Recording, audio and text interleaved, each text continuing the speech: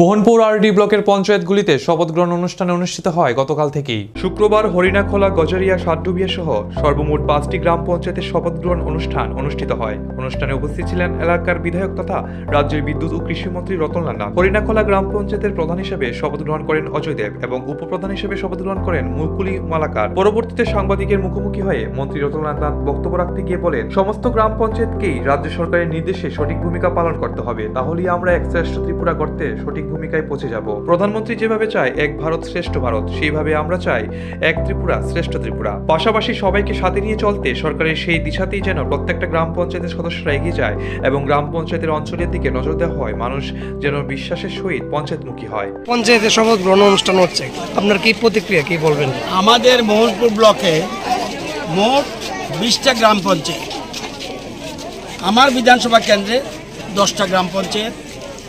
গতকাল 5টা গ্রাম পঞ্চায়েত শেষ হয়েছে, আজকে 2টো সম্পন্ন হয়েছে, আজকে 3টা সম্পন্ন হয়েছে, আরও 2টা বাকি আছে। এবং খুব উৎসাহ উদ্দীপনার মাধ্যমে শপথ অনুষ্ঠান হচ্ছে। বিরাট সংখ্যক মানুষ আসছে, কিন্তু অনাড়ম্বর অনুষ্ঠান। কারণ যেহেতু আমাদের প্রাকৃতিক বিপর্যয় হয়ে গেছে কিছুদিন আগে এবং 32 জন লোক মারা গেছে, একজন নিখোঁজ এবং 15,000 কোটি টাকার সম্পত্তি নষ্ট হয়েছে, সেই জন্য আমরা এই অনুষ্ঠানগুলি অনাড়ম্বর করছি এবং সবাই সেরমভাবে কাজ করছে। এবং প্রধানদের, যারা নবনির্বাচিত প্রধান, উপপ্রধান, পঞ্চায়েত সমিতির অনুষ্ঠান কালকে হবে।